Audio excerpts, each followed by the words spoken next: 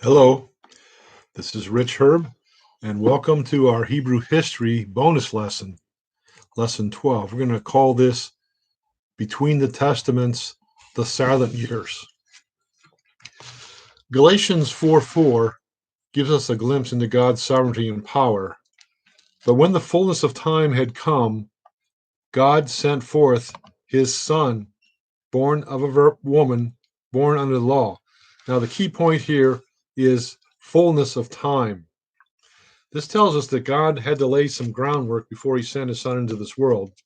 In fact, after the last prophet of the Old Testament, Malachi, it was roughly 400 years until Christ's birth. It was that long a gap between the last Old Testament prophet and when Christ came. So today we're going to look at that preparations needed in history before the time was just perfect for Jesus to come. God, working behind the scenes, quietly molded the world and the Middle East culture to make everything ready for the birth of God's Son and the spread of the gospel. The world at Christ's birth, we have to think about this. You maybe not hadn't thought about this, but it was unified like it never had been before. First off, there was pretty much a common language provided which the gospel could spread so quickly, which was Greek. And there was a single political powerhouse maintained massive authority, wiping out all the old boundaries so men could travel freely and safely through the known world. And those two things really helped to spread the gospel. So I guess the question is, how did God orchestrate this? Well, we have to go back to right after Malachi to Alexander the Great, who began his conquest of the world in the 330s BC. Now, his goal was to spread Greek culture, which he was doing because he truly believed it was the superior culture to anything else in the world. Remember, to the Greeks, there was only Greeks and everyone else was barbarians. That's how they thought. But in only 7 years later, in 323 BC, after capturing the Persian Empire and making it all the way to India, he suddenly died. And of course, you know what happens that sometimes at deaths, people fight over the spoils. His empire was divided into four sections, each ruled by one of his four generals.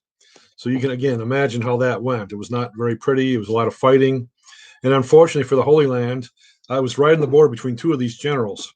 Ptolemy held Egypt and Palestine, and Syria was ruled by the Seleucids.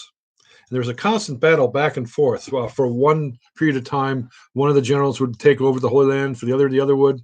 But finally, in about 198 BC, Jerusalem and the Jews came under the sway of the Seleucids permanently.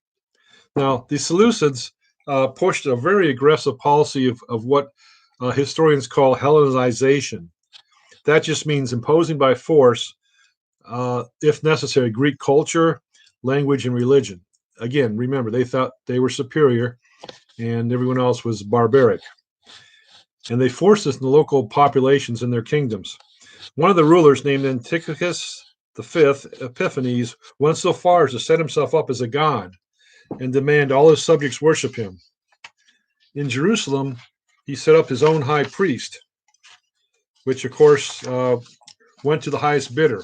So this was not a real priest, and it was someone that was wealthy and had no idea how to be a priest, but he had the most money.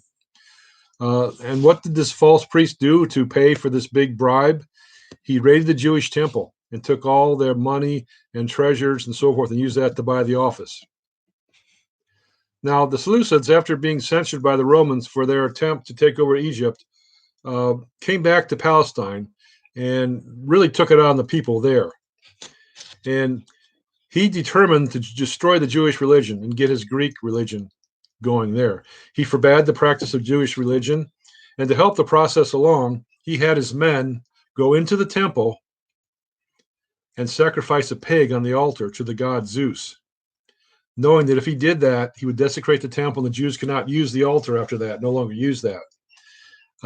In Jerusalem and the surrounding suburbs, which was near the big city, the Jews put up with Antiochus's commands, but not so out in the villages and hinterlands, where there was a growing disillusionment with the Syrian leader. A priest in a small village was ordered to make a sacrifice to Antiochus. He refused, and when another villager offered to do it instead, Matthias killed the Jewish traitor and the Syrian officer that was with him. He then fled into the mountains with his 5 sons. Thus began the Maccabean rebellion in 166 BC. Matthias soon died, and Elisha passed to his 3rd son, Judah, nicknamed the Hammer. That's where the word Maccabeus came from. Now, this rebellion went on for about 100 years, and for a time, they actually won their independence from everybody. They were an independent nation. But the time came when they began fighting among themselves, and they made the mistake in 63 BC. 2 Hasmonean rulers, which was what the Maccabees turned into the Hasmoneans, both appealed to Pompey, a Roman general. And of course, his decision was not to decide between one or the other. His decision was, I'm just going to annex this whole area and take over. So Palestine passed into Roman rule 60-some years before Jesus' birth.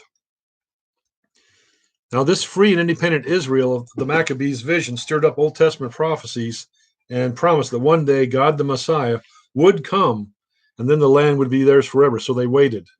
So again, this is great timing. People were waiting for a Messiah. Augustus, the good Roman administrator that he was in charge when Rome took over, ordered a census of the Roman world for tax purposes. In Palestine, and a man named Joseph living in Nazareth had to return to his hometown Bethlehem, and that's where we get the New Testament beginning. So all history converged down to this one moment, single moment, in the fullness of time, as we saw in Galatians 4:4.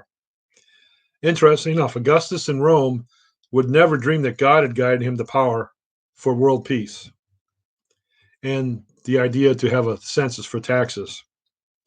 Alexander never imagined that God was using him to establish a common language as a medium through which a new revelation of God's grace could be communicated to all men.